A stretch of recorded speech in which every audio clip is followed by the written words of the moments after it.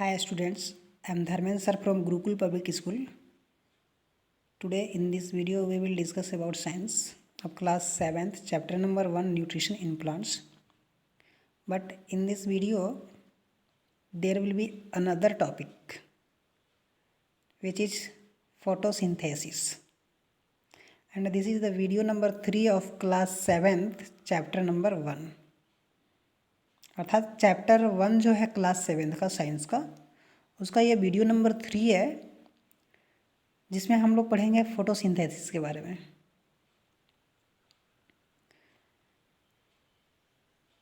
चलते हैं, स्टार्ट करते हैं। फोटोसिंथेसिस अर्थात प्रकाश संश्लेषण। Green plants make their on food by the process of photosynthesis. अर्थात जो हरे पौधे होते हैं वो अपना भोजन प्रकाश संश्लेषण की क्रिया से बनाते हैं। Photo means light and synthesis means to prepare. Hence the word photosynthesis means preparing by light. अर्थात वैसे प्लांट्स जो अपना भोजन प्रकाश के द्वारा बनाते हैं उस प्रोसेस को फोटोसिंथेसिस प्रोसेस कहते हैं। और ये केवल हरे पेड़ पौधे ही बनाते हैं। अर्थात हरे पेड़ पौधे जो होते हैं सिर्फ उनमें फोटोसिंथेसिस प्रोसेस कंप्लीट होता है। Next, photosynthesis occurs in the leaves of plants. अर्थात जो फोटोसिंथेसिस का प्रोसेस होता है वो पेड़ पौधों के पत्तियों में कंप्लीट होता है। Leaves are the food factories of plants. चूँकि प्लांट्स अपना भोजन अपने पत्तियों में बनाते हैं इसलिए प्लांट्स का फूड फैक्ट्री उनके पत्तियों को बोला जाता है। अर्थात जो हरी हरी पत्तियां होती हैं पेड़ पौधों की उन पत्तियों को फूड फैक्ट्री कहा जाता है। Therefore all the raw materials must reach the leaf to prepare food. चूँकि भोजन पत्तियों में बनता है इसलिए सारे कच्चे सामग्रियों को जिससे भोजन बनता है उन सभी सामग्रियों को पत्तियों तक पहुंचना बहुत ज़रूरी होता है। The green colour of leaves is due to the presence of green pigment chlorophyll present in them. पत्तियों का रंग जो होता है वो हरा इसलिए होता है क्योंकि उसमें ग्रीन पिगमेंट यानी हरे रंग का केमिकल यानी एक रंजक पाया जाता है जो नेचुरली फाउंड होता है जिसको हम लोग क्लोरोफिल कहते हैं। अर्थात पत्तियों का रंग जो होता है क्लोरोफिल के कारण ग्रीन होता है, या कह सकते हैं कि ग्रीन पिगमेंट के कारण पत्तियों का रंग हरा होता है। ये बहुत इम्पोर्टेंट वर्ड है जो हमेशा एंट्रेंस वगैरह में पूछे जाते हैं कि पत्तियों का रंग हरा क्यों होता है। कहीं आपके ऑप्शन में ग्रीन पिगमेंट देता है तो कहीं क्लोरोफिल दिया हुआ रहता है, बट दोनों ऑप्शन एक साथ नहीं रहते, एक ही ऑप्शन कोई रहेगा, या तो ग्रीन पिगमेंट रहेगा तो क्लोरोफिल नहीं, और यदि क्लोरोफिल रहेगा तो ग्रीन पिगमेंट नहीं रहेगा। इसको आप अंडरलाइन कर लीजिए या चाहे तो आप नोट कर सकते हैं। जहाँ मैं फोकस करते चलूँगा, जहाँ मैं बताते चलूँगा कि इसको नोट कर लीजिए, ये वर्ड बहुत इम्पोर्टेंट हैं, तो आप मेरी बात को निगलेक्ट नहीं करेंगे और ध्यान से उन सारी चीज़ों को नोट्स डाउन कर लेंगे। Next, chlorophyll uses the energy of the sunlight to prepare food from carbon dioxide and water. Chlorophyll का काम है एटमॉस्फेयर से सनलाइट को एब्जॉर्ब करना, यानी सोलर एनर्जी को यूज करना, सोलर एनर्जी को लेना, और कार्बन डाइऑक्साइड और वाटर की उपस्थिति में इन सब का उपयोग करके पत्तियों में भोजन बनाना। ये भी चीज़ बहुत इम्पोर्टेंट है। क्लोरोफिल का मेन वर्क जो है वो सोलर एनर्जी को एब्जॉर्ब करना, नोट कर लेंगे इसे भी। Next, photosynthesis is a unique process on the earth. अर्थात फोटोसिंथेसिस एक ऐसा प्रोसेस है जो दूसरे प्रोसेस से कभी मैच नहीं करता। ये यूनिक है। यूनिक का मतलब कि ये एक अद्वितीय प्रोसेस है। ऐसा प्रोसेस किसी और चीज़ में नहीं होता। या ये प्रोसेस एक ऐसा प्रोसेस है जिसमें कच्चे सामग्रियों का यूज किया जाता है। और दूसरी चीज़ कि ये एक ऐसा प्रोसेस है जिसमें भोजन बनाने के लिए नॉन लिविंग थिंग्स का यूज किया जाता है। बाकी जितने भी हम लोग भोजन करते हैं चाहे और दूसरे एनिमल्स हों, वो सब अपना भोजन लिविंग बीइंग्स के ऊपर डिपेंड होकर करते हैं। लेकिन फोटोसिंथेसिस प्रोसेस एक ऐसा प्रोसेस है जिसमें नॉन लिविंग थिंग्स का यूज होता है और ये सिर्फ प्लांट्स में ही, ग्रीन प्लांट्स में होता है। Next, the process by which green plants make their own food from carbon dioxide and water by using energy of sunlight in the presence of chlorophyll is called photosynthesis। अर्थात हरे हरे पेड़ पौधे atmosphere से carbon dioxide gas लेते हैं, soil से water and minerals लेते हैं, atmosphere से सनलाइट लेते हैं और क्लोरोफिल की उपस्थिति में अपने पत्तियों में जिस प्रोसेस से भोजन बनाते हैं उस प्रोसेस को फोटोसिंथेसिस प्रोसेस बोला जाता है। नेक्स्ट पेज में हम लोग चलते हैं।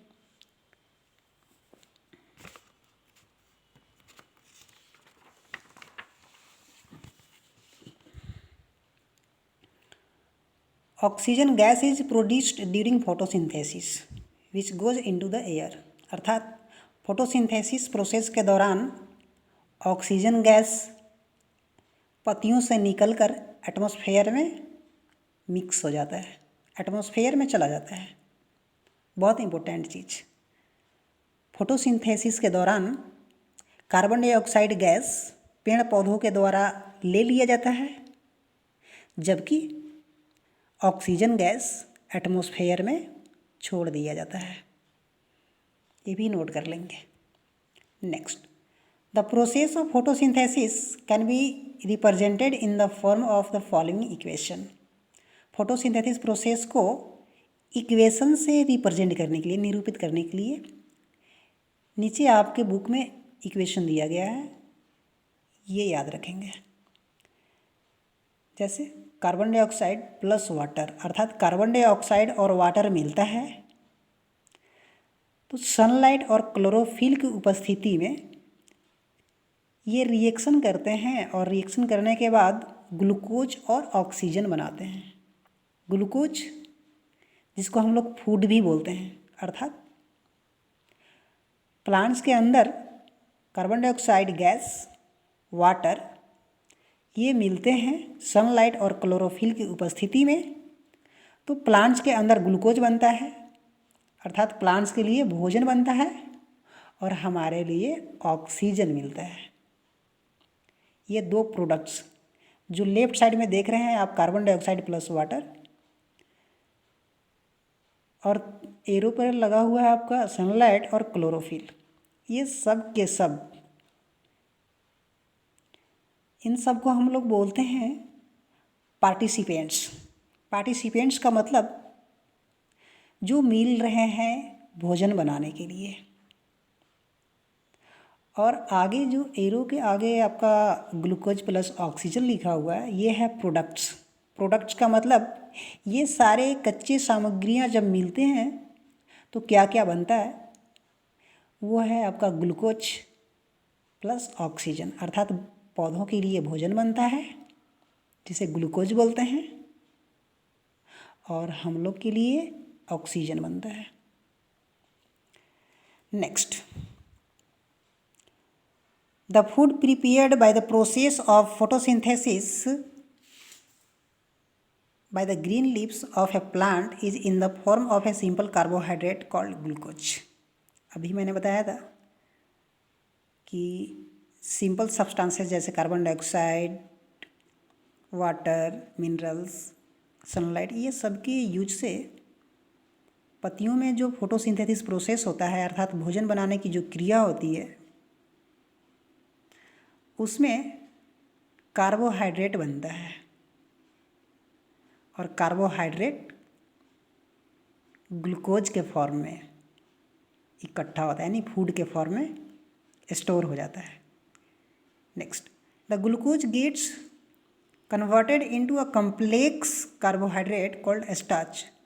और फिर वो ग्लूकोज यानी वो फूड जो है लंबे समय तक स्टोर होने के लिए स्टार्च के रूप में बदल जाता है। स्टार्च जो है खाद्य पदार्थ होता है जो पौधों के लिए होता है, अर्थात स्टार्च पौधों का एक खाद्य पदार्थ है जो लंबे समय तक उनके बॉडी में स्टोर रहता है, ताकि कुछ समय तक यदि सनलाइट न मिले, प्लांट्स को वाटर न मिले, तो उन सारे स्टोर्ड फूड यानी जो पहले से भोजन बन करके स्टोर किया गया है वो सब भोजन का यूज करते हैं पेड़ पौधे और लंबे समय तक जिंदा रह सकते हैं।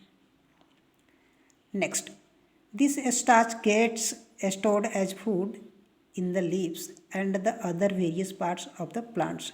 और ये स्टार्च यानी कि खाद्य सामग्री जो होता है प्लांट्स के पत्तियों में या प्लांट्स के अलग अलग भागों में स्टोर हो जाता है। कंडीशंस रिक्वायर्ड फॉर फोटोसिंथेसिस, अर्थात कौन कौन से कंडीशन है जिसका होना बहुत ज़रूरी है ताकि फोटोसिंथेसिस का प्रोसेस कंप्लीट हो सके। यदि इनमें से कोई भी कंडीशन नहीं मिला तो प्लांट्स के अंदर फोटोसिंथेसिस का प्रोसेस कंप्लीट नहीं होगा। The presence of carbon dioxide, water, minerals, chlorophyll and sunlight is essential for the process of photosynthesis to take place। अर्थात फोटोसिंथेसिस प्रोसेस कंप्लीट होने के लिए कार्बन डाइऑक्साइड गैस का होना बहुत ज़रूरी है, वाटर का होना बहुत ज़रूरी है, मिनरल्स का होना बहुत ज़रूरी है, पत्तियों में क्लोरोफिल का होना बहुत ज़रूरी है और एटमॉस्फेयर में सनलाइट भी होना बहुत ज़रूरी है। ये सारे चीज़ रहेंगे तो पत्तियों के अंदर फोटोसिंथेसिस का प्रोसेस कंप्लीट होगा, अन्यथा इनमें से कोई भी एक चीज़ नहीं मिलेगा तो प्लांट्स के अंदर फोटोसिंथेसिस प्रोसेस नहीं होगा और प्लांट्स अपना भोजन नहीं बना पाएंगे। First, carbon dioxide. For carrying out photosynthesis green plants take carbon dioxide gas from the air through the teeny pores called stomata, singular stoma, present on the underside of the leaves। अर्थात photosynthesis process complete करने के लिए पेड़ पौधे जो होते हैं वो अपने पत्तियों के द्वारा कार्बन डाइऑक्साइड गैस को एटमॉस्फेयर से लेते हैं और ये कार्बन डाइऑक्साइड गैस पत्तियों में छोटे छोटे जो छिद्र होता है, टीनी पोर्स जिसको बोलते हैं या एस्टोमेटा कहते हैं, उस छोटे छोटे छिद्रों से होकर कार्बन डाइऑक्साइड गैस पत्तियों के अंदर जाता है और तब जाकर फोटोसिंथेसिस का प्रोसेस कंप्लीट होता है। एस्टोमेटा जो है वो प्लूरल वर्ड है, जबकि इसका सिंगुलर वर्ड एस्टोमा होता है। ये भी बहुत इंपॉर्टेंट चीज़ है, नोट डाउन कर लेंगे। Each pore is surrounded by a pair of guard cell, अर्थात पत्तियों में जो एस्टोमेटा होता है या जो पोर होते हैं, छोटे छोटे जो छिद्र होते हैं, वो छिद्र गार्ड सेल से घिरे होते हैं। अर्थात एस्टोमेटा यानी छोटे छोटे जो छिद्र होते हैं वो अपने चारों तरफ से गार्ड सेल से घिरे होते हैं।